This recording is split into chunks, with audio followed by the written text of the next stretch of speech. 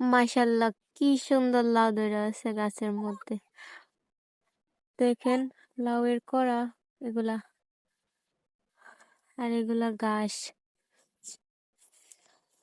ওই দিক দিয়ে দেখাই আমি, মাটির মধ্যে কি সুন্দর লাউ ধরে আছে।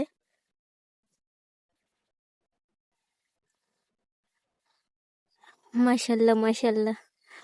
আর এগুলা কিন্তু আমাদের গাছ, নাঙ্গু গাছের যত্ন করলেও লাউ ধরতে চায় না। আর মানুষের কাছে আনালে বিনালে ফালাই থেকে দেয়, এমনি কি সুন্দর সুন্দর সবজি ধরা থাকে। এই যে দেখেন, এটা সবচেয়ে বেশি বড়। আর ওইগুলোর মধ্যে ছোট ছোট ফুল আইছিল, মরে গেছে গা। এটা পুরাটা বন নাকি কয় এগুলারে, কইতে হতে পারি না। এটা হচ্ছে আমাদের ক্ষেত। এটার মধ্যে মরিচ, তারপরে ধনিয়া, মিষ্টি মিষ্টি লাউ এগুলা, মিষ্টি লাউ না থুকু, মিষ্টি আলু। এগুলা মাটির নিচে হয়, কবে হইব কেটা জানে। আর আমি আইছি এখানে দাঁড়া নিতে, ক্ষেতের ডাটা, দাঁড়া বলে, ডাটা বলে, অনেক অনেক কিছু বলে। এই যে বিসমিল্লাহ। টাটকা সবজি, গ্রামে থাকলে সব সময় টাটকা সবজি খাওয়া যায়। এই যে আরেকটা তুলি। এই রে, ছিঁড়া তো গেছে গা, উড়েই নাই। আর কইস, এই যে, আরে পাতায় তো দাইতে রে।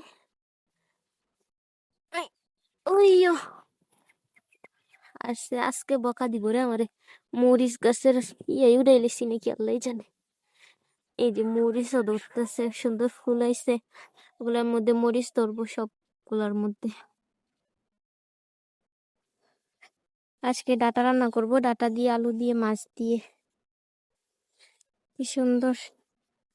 কিন্তু আমার ডাটা খাইতে একটু ভালো লাগে না। আপনাদের কি ভালো লাগে? বিরক্তিকর একটা ডাটা।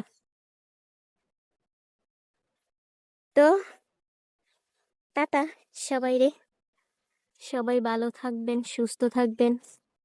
আমার পেজটি ফলো করে দিবেন।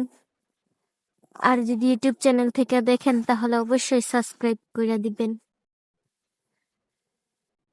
তো ওই যে ওইখানে টমেটো আছে, টমেটো উঠাই নিয়ে গেছে, তা আজকে আর লাগবে না। তো জায়গা, টাটা, আল্লাহ হাফেজ।